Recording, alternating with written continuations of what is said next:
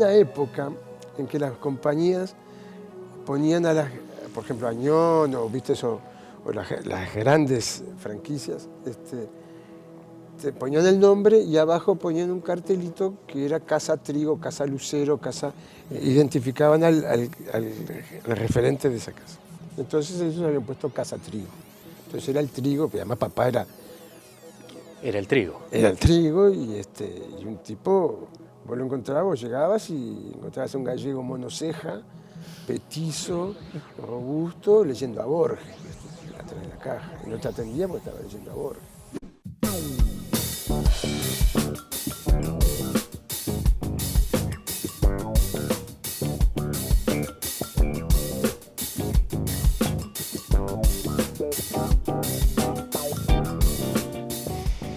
Los trigos llegaron al Río de la Plata porque, si no tengo mal entendido, ¿no?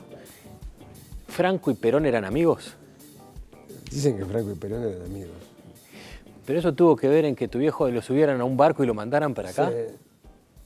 Sí, papá le tocó hacer el servicio militar. Papá, bueno, gente muy humilde, la Galicia más interior, pesqueros, de gurises en la mina de Asturias, y pesqueros en una pesca contrabando, ¿no? O sea, el mar... Buscavidas. Sí, Costa la Muerte, ¿no? O sea, el fin del mundo. Claro, donde ¿no? se juntan las rías con el se Cantábrico. Junta el Atlántico con el Cantábrico y todo ese oleaje. Somos del pueblo, un pueblo que se llama Malpica de Bergantiños, le dicen el pueblo de las olas. ¿no? Un pueblo de pescadores chiquitos. Pueblos pescadores chiquitos. Entonces, a papá el servicio militar le tocó en la Marina. Y justo estaba en la Marina, en el crucero, en aquel momento era el crucero Galicia, y cuando asume Perón, Franco le manda un barco en homenaje. Como homenajearlo, la toma de la asunción de mando. Y mi viejo, que venía de la aldea y de los barcos, vio Buenos Aires y se murió.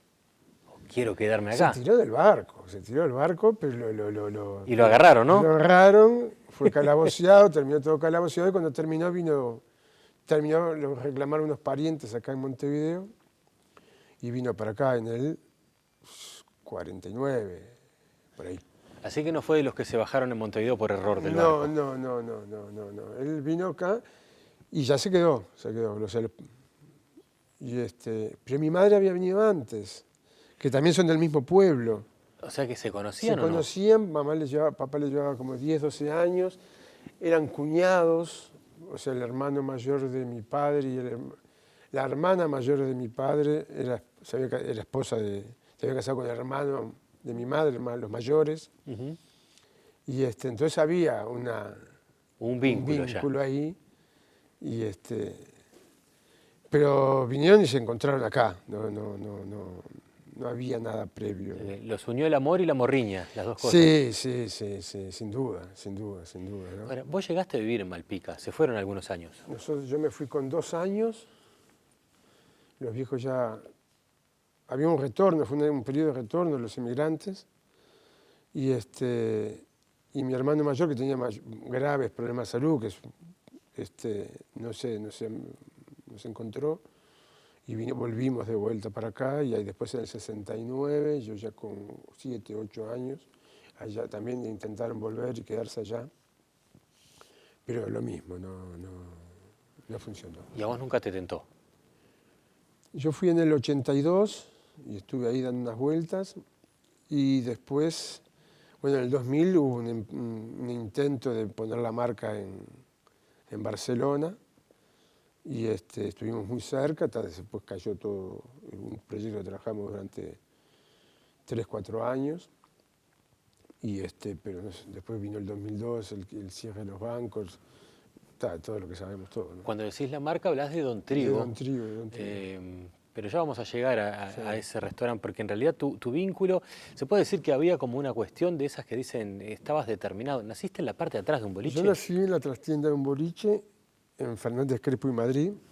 Era Sierra y Madrid en su momento, en el año 61. ¿Que donde ahora hay una estación de nafta? Ahora hay una automotora. Una automotora. Una automotora. Y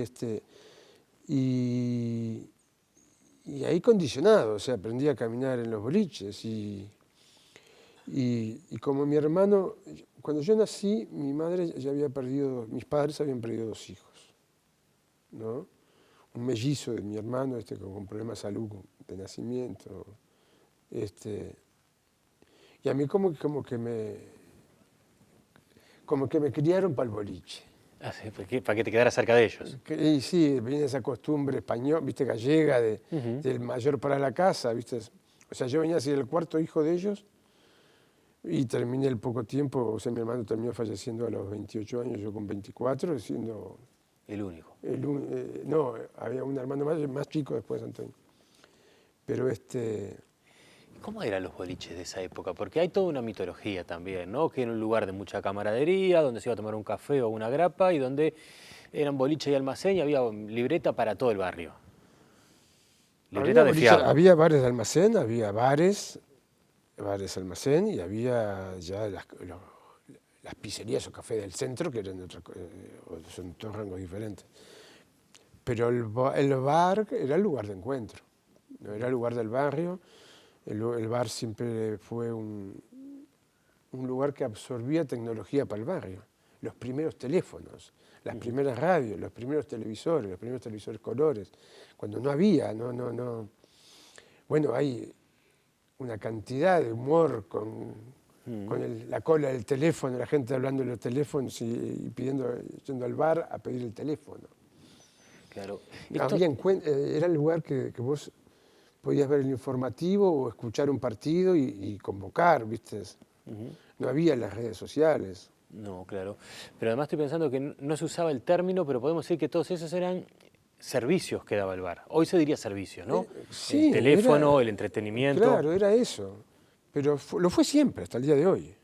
Hasta el día de hoy. Cada vez es más difícil convocar desde la tecnología, porque ya hoy está en la casa todo eso. Está en el bolsillo, ¿no? Sacan el teléfono y la tecnología. Bueno, eso, los bares eran lugares de encuentro, o eran los clubes o las cantinas. La gente no se hacía esquina, no se hacía murito. La industria del entretenimiento no estaba tan desarrollada tampoco. Pero a mí me pasó, yo como amigo, grupo de amigos, no había celular. Vos quedabas el viernes a encontrarte para salir los amigos. Y si no ibas, si llegabas tarde, no los encontrabas más en todo el fin de semana. Claro. ¿Entendés? Era el lugar donde vos nos encontramos acá y salimos, y acá salimos, y de acá salimos. Me pregunto, yo tengo la impresión que trabajar en un lugar donde se atiende público, y un público que va o a tener una charla o a divertirse, a entretenerse, a pasar un buen rato, a comer algo rico, a veces puede ser un poco ingrato. Porque lidiar con el público, hay público que va con el mejor ánimo, espíritu y demás, y otro que de repente viene cruzado del día y de repente destrata o cosas así, o tiene unas exigencias que te haces impermeable. ¿Cómo se lidia con eso? Primero es tener consciente que más allá de las técnicas, que ya puede ser en el servicio o en la gastronomía o en los platos, uno lo que vende es cariño, ¿no? O sea, un buen momento. Un buen momento, ¿no? Es lo que como anfitrión tenés que asegurarle. Si hay un inconveniente, vos ves que el cliente enseguida va a levantar la cabecita y va a buscar al referente. Va a mirar la caja. Claro, a la caja o te ubica. Y vos tenés que darle ese momento de certeza y tranquilidad. O sea, el bien común debe primar ante... Te lo resuelvo, digamos. Te lo resuelvo, y si alguien está molestando, lo tenés que llamar al orden. O sea, decís vos... No incomodes a los otros. Es impensable tener Es impensable. O sea, había costumbres que se respetaban o sea, al tipo que la persona... Te estoy hablando de los años 30 años para atrás, 20, 30 años para atrás. Que es nada. Que es nada. Las mujeres no estaban en los bares, por ejemplo.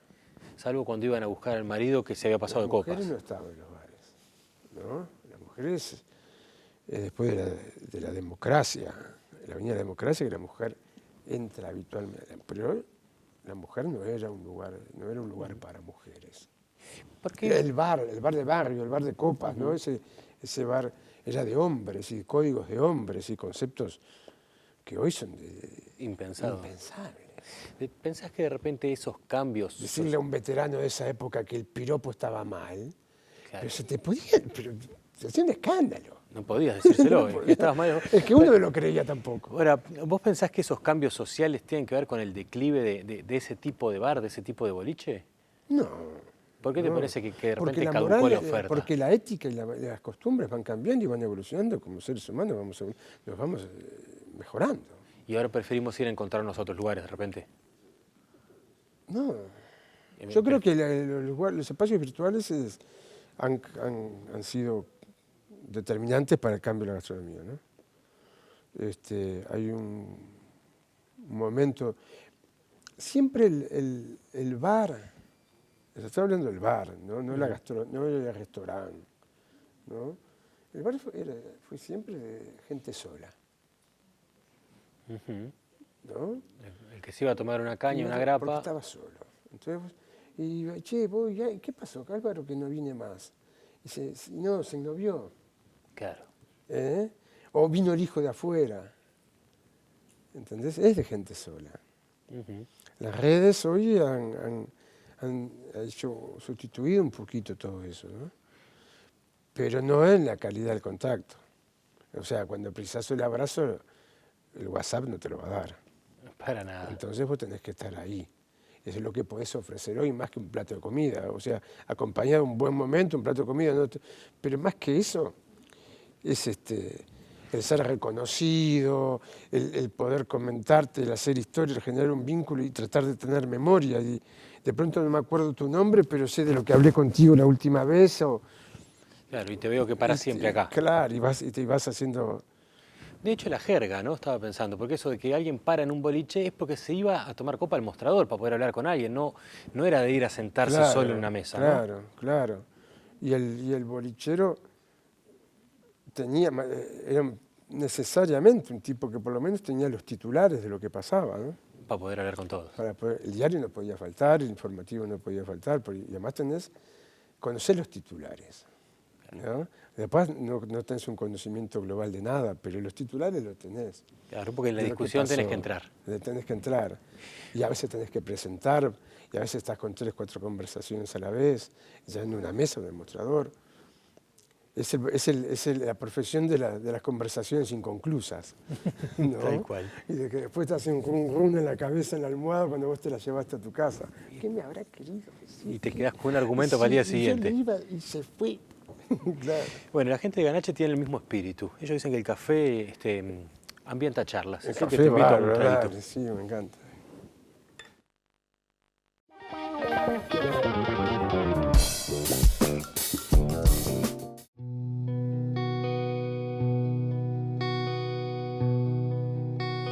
Hay un momento que de repente uno dice, venía remando pero la pegué con algo y empieza a crecer. El primer Don Trigo fue el de Pereira y Berro.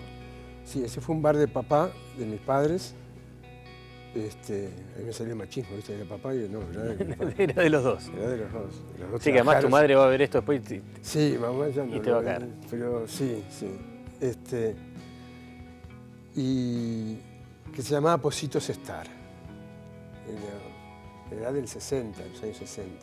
Muy pop, ¿no? Y muy moderno en su momento. Y que después entró a envejecer con ellos mismos. Y se terminó siendo un boliche de copas, con pizzería, pero ya la marquesina se había roto, las luces ya no andaban, las kármicas ya había envejecido, como envejeció con mi padre. Pero papá, claro, tampoco no soltaba ese lugar, y tenía muchos amigos, y era un gran lector, y tenía mucha conversación, y era un muy buen bolichero, muy buen bolichero. Tenía todo, sabía cantar, contaba cuentos, sabía que peleaba, era completito, era buen Es amigo, parte de los prestaba requisitos plata, también. ¿no? Y mamá rezongando atrás, ¿viste? Pero un boliche de familia, De barrio. Todavía De había un barrio, espíritu de Positos de barrio. todo. Donde se cocinaba la comida casera, era porque se cocinaba para la familia y 4, 5, 6 platos más.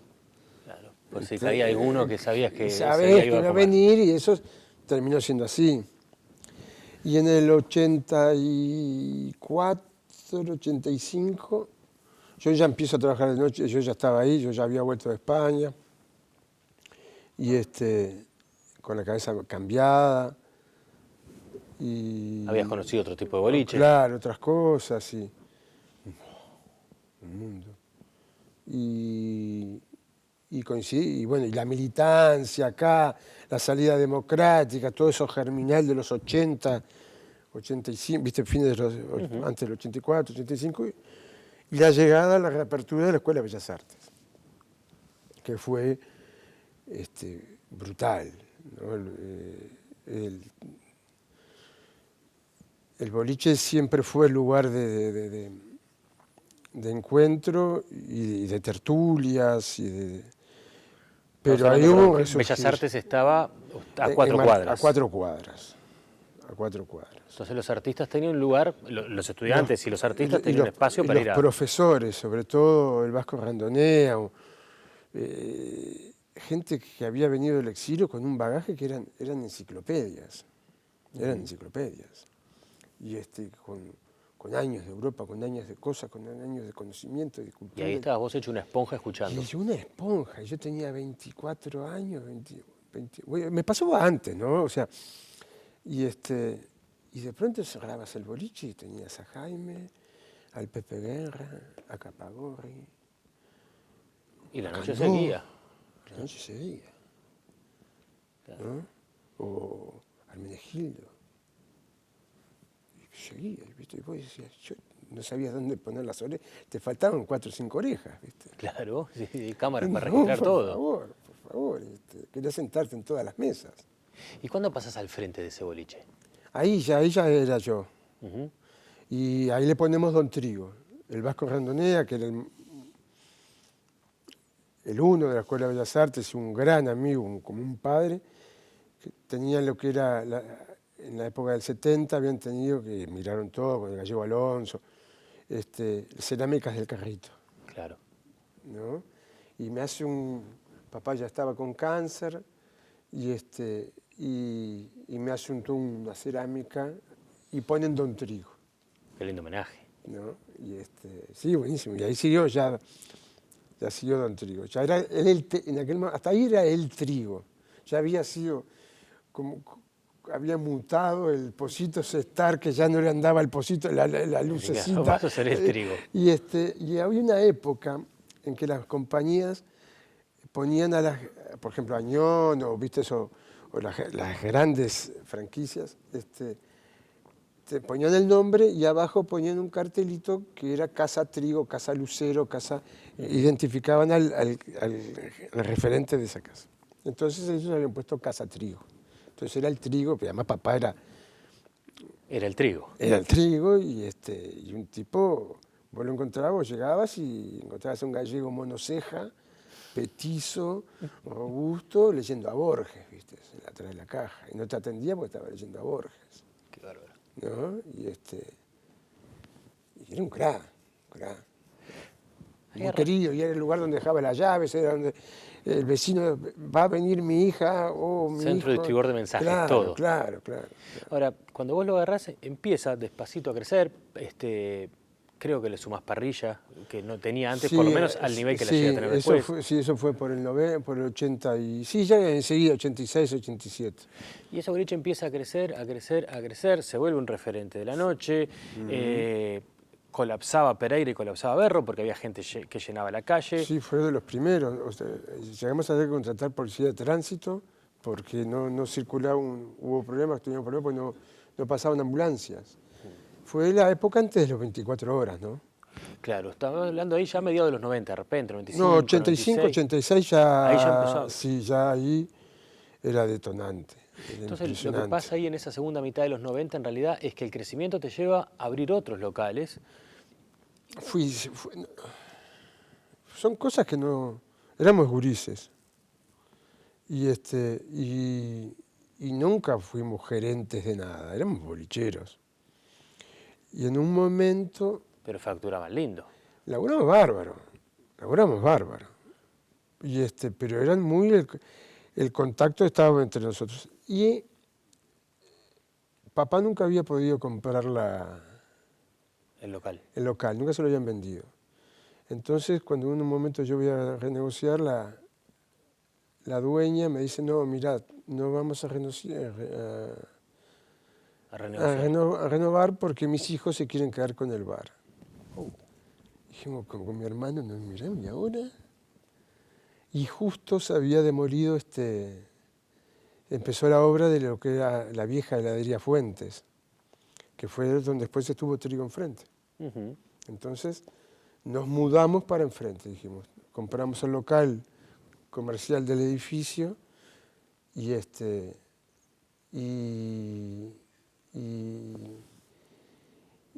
y cuando termine la obra, coincida cuando termine el contrato, nos mudábamos para enfrente. Pero al final, cuando se enteró que nosotros íbamos para enfrente, no Les renuevan el el contrato. Y dijimos, ¿y ahora qué hacemos con este paquete? Y así fue. Entonces ahí salimos para el Parque Rodó a buscar otro bolichito, que explotó. El Parque Rodó, a ver si yo me acuerdo mal, ¿había cerca de 150 mesas, puede ser? ¿O estoy diciendo un disparate? Había 400 sillas. Claro. O sea que tenías que preparar. ¿Cómo prepara uno una noche, en uno sobre los boliches, después le podríamos sumar los otros locales, ¿no? Pero ¿cómo preparás? Decir, bueno, tengo que hacer un servicio porque potencialmente se me pueden sentar a las 9 de la noche en un primer turno 400 fulanos, a las 11 un segundo turno 400 más todos los que se queden después de copas hasta más tarde. Nosotros saliendo en Trigo durante casi 12 años, 13 años, fueron 1000 cubiertos diarios. Disparate. Un almuerzo de domingo era de 1000 cubiertos diarios. O sea que era un plato, que no me acuerdo ahora, pero creo que es un momento jodido, porque el servicio del mediodía es muy cortito, es de 1 a 3, 4, ¿no? Entonces eran como 4 platos por minuto que había que sacar. Eso lo haces con manos, con fuegos, preparando y diseñando la carta. Es cierto que pasa algo, las parrillas grandes y los hornos te facilitan mucho la sacada de platos. La sartén ya te complica, la plancha es más acotadita, pero vos tenés grandes quemadores. La parrilla no la tenés que lavar después de que sacaste una tira de asado. La plancha la tenés que No limpiar. solamente eso, es que vos en un minutero, en una parrilla grande, vos tenés de pronto 60 platos, sacando al mismo tiempo. Claro. Tenés Sí. mucha cosa, que no te lo permite 4 o 5 hornallas, 6 hornallas, ¿no? Por ejemplo. Entonces está, y mucho personal y gente que de mucho palo, ¿no?